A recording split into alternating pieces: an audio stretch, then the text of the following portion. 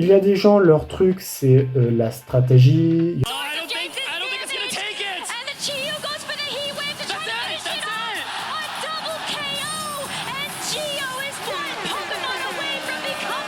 Il y en a d'autres, c'est le speedrun.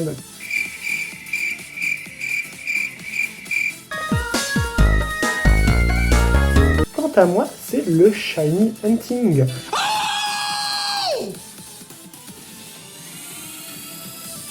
C'est vraiment quelque chose que je fais énormément et que je trouve vraiment incroyable personnellement. Mais qui peut être rageant des fois, ça je l'entends totalement. Hein. Non! Et on va dire que dans ce domaine, je me débrouille plutôt bien. Voilà, j'ai pas mal de shiny à mon actif, un petit flex de ce que j'ai, par exemple. Bon, pour la faire courte, pour les gens qui ne savent pas ce que c'est un shiny et le shiny hunting, ben il y a dans Pokémon des Pokémon normaux, comme ce Dracofeu par exemple, qui ont une forme différente, avec des couleurs différentes. Toujours ce Dracofeu, ben cette fois-ci en shiny, il est noir. Et oui, il n'y a pas de boost de stats, il n'y a rien vraiment en plus, c'est juste esthétique. Et c'est pour ça qu'on aime ça. Et dans Pokémon, il y a plus ou moins de chances d'avoir un shiny. Une chance sur 8192 de la 2G à la 5G et une chance sur 4096 de la 6G à aujourd'hui. Enfin en théorie, peut-être que vous regardez alors que la 10G est sortie et qu'en 10G, le taux a diminué. Je ne sais pas, je ne vois pas dans le futur, hein, pas de... J'espère que vous n'allez pas marquer dans les commentaires « Non, mais en fait, en 10G, le taux de shiny est une chance sur 3. » Non, moi j'ai fait ça pendant que Zelda est sorti, du coup, s'il vous plaît. Voilà, du coup, passons. Hein. Et en général, quand on tombe sur un shiny, généralement, nos réactions sont très imprévisibles. Hein. On en parlait! Crème shiny! Sting. Shiny as... Oh no! What? No way! Oh, c'est pas le temps! Ah! Ah! Mais admettons que vous voulez chasser votre Pokémon shiny préféré, ou votre Pokémon préféré tout simplement. Sauf qu'une chance sur 8192, c'est énorme, et que vous n'avez pas de chance, et que ça fait 6 ans que vous cherchez votre shiny à avoir. Ça tombe bien, parce que tu es tombé sur la bonne vidéo, parce que ici, je vais vous présenter toutes les méthodes de chasse, en essayant d'être le plus précis possible, tout en essayant d'être assez simple pour que tout le monde puisse comprendre. Voilà. Et tu vas peut-être avoir pouvoir découvrir la sensation de pouvoir d'avoir eu ton shiny tout seul comme un grand et de pouvoir découvrir cette sensation vraiment bien. C'est toxique, mais à la fois c'est tellement bénéfique. Je veux dire, l'extase quand on a shiny, je vous raconte pas. Enfin, si je vous la raconte, elle est exceptionnelle, plus que le sexe. C'est pas moi qui l'ai dit, c'est pas moi qui l'ai dit, voilà. Bon, bien sûr, j'ai un peu la flemme de faire une vidéo de 8 heures, hein, personnellement. Du coup, abonnez-vous, partagez, faites tout ce qu'il vous faut. Mettez la cloche pour ne pas rater mes prochaines vidéos tuto shiny hunting. Ce serait dommage de rater les autres méthodes, car... Et je vais vous faire une série de vidéos de tuto shiny hunting, parce que bon... voilà quoi. Et on va tout simplement commencer par la première vidéo avec la méthode Masuda. La première méthode qu'on va voir tout de suite. La méthode Masuda est apparue en 4e génération. Dévoilée par Junichi Masuda, elle consiste tout simplement à faire reproduire 2 Pokémon à la pension ou tout simplement avec le Poké-Picnic en 9G. Du coup, ça dépend de votre génération. Peut-être qu'en 10G, il y aura, je sais pas, un hôpital où on pourra les faire reproduire, je ne sais pas. Mais en attendant, jusqu'en 9G, c'est comme ça. Et si c'était que ça, la vidéo serait déjà terminée. Ce serait pas intéressant, je pense. Il y a quelques conditions à respecter pour que le taux diminue et avoir son shiny. Il vous faut impérativement avoir des Pokémon de nationalités différentes. Admettons que vous voulez un petit Goupix shiny. Il vous faut dans un premier temps avoir un Goupix femelle française, apparemment, si vous êtes français. Alors vous pouvez voir du coup la nationalité dans le résumé du Pokémon. Voilà, petite anecdote hein, pour les gens qui ne savent pas. Sauf du coup vos Pokémon à vous. Vous, c'est pas indiqué vu que c'est votre propre shiny à vous. enfin votre propre Pokémon à vous. Voilà. Et ce petit Goupix femelle français, il vous faut le faire reproduire avec un Pokémon pouvant se reproduire avec lui d'une nationalité différente. Admettons, vous faites reproduire un Goupix femelle avec un Goupix mâle, et ce mâle, il doit être japonais si vous êtes français par exemple. J'ai pris ça en exemple, bien évidemment, toutes les autres nationalités comptent, sauf la France encore une fois. Et voilà, grâce à ça, vous les mettez, ces deux Pokémon, à la pension, et bam, vous récupérez l'œuf, et bim, voilà, un shiny a éclos, voilà, félicitations, on vous applaudit, vous avez votre premier shiny, bravo. Non mais absolu cinéma, j'ai envie de dire.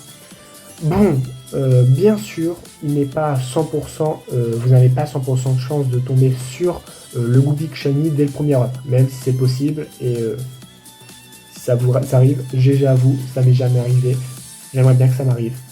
Voilà. Et donc, je vais vous présenter les taux de shiny tout de suite. Allons, c'est maintenant.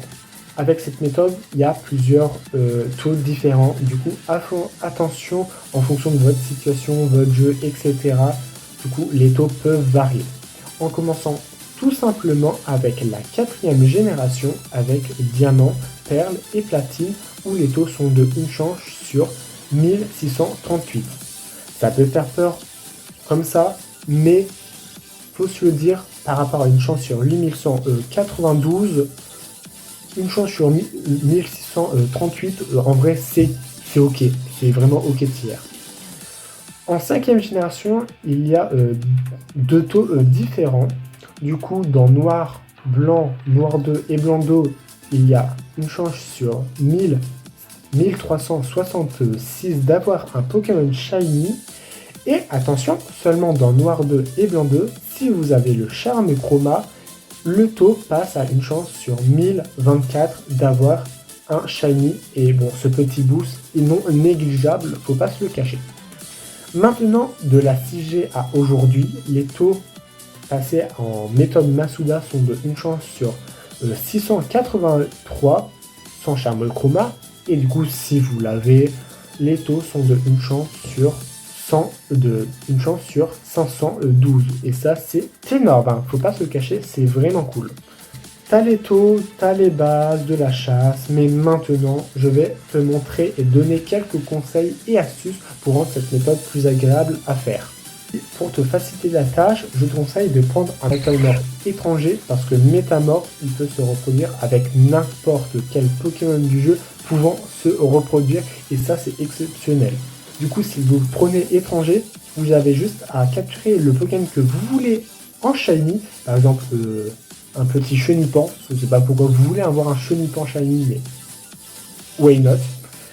Et vous faites reproduire avec ce métamorphe étranger. Et ben voilà, c'est vraiment beaucoup plus pratique. Je vais vous donner une petite astuce quand même. Et si tu n'as pas de métamorphe étranger, je te conseille, je vais te donner une petite astuce qui est vraiment bien. Va sur la GTS, le Pokémon Home, et je te conseille de proposer en échange un métamorphe contre un métamorphe. Et généralement, il y aura toujours des gens qui sont intéressés par avoir un métamorphe d'une autre nationalité qui seront prêts à te l'échanger. Et si par exemple tu es français et que tu as reçu un métamorphe français, ce n'est pas grave, vous avez juste à refaire un autre échange avec la GTS. C'est une petite astuce qui est connue, mais qui est toujours bien de découvrir ça. Bon, à présent, vous avez les œufs, mais maintenant il faut les faire éclore. Mais c'est long de faire éclore un œuf.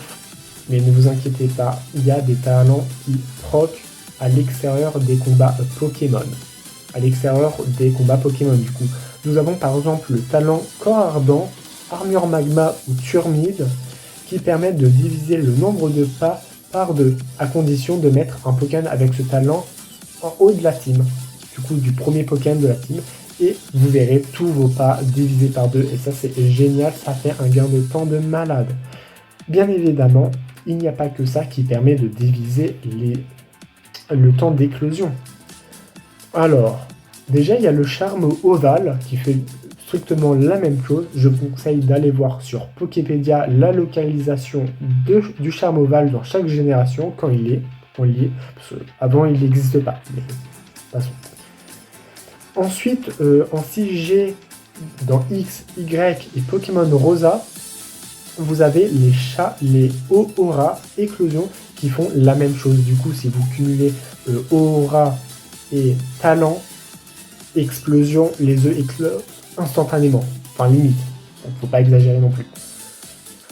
En 7G, vous avez à peu près la même chose avec avec la Moti couveuse, mais seulement dans Usul. Voilà, du coup, Ultra Soleil et Ultra Lune. Et n'hésitez pas à utiliser la bicyclette pour faire des pas plus rapidement. Hein. Voilà, petite astuce que les gens connaissent, je pense. Hein. La bicyclette, meilleure invention du siècle en fait dans Pokémon. Voilà. Et en 9e génération, il y a l'aura œuf qui permet d'obtenir plus d'œufs du coup au Poképicnic. Et ça, c'est vraiment stylé. Ensuite, pour rendre les choses d'autant plus agréables à l'éclosion de l'œuf, il y a quelques lieux dans Pokémon qui permet de mettre votre cerveau en pause, mettre une de mes vidéos en off et de faire éclore rapidement les œufs.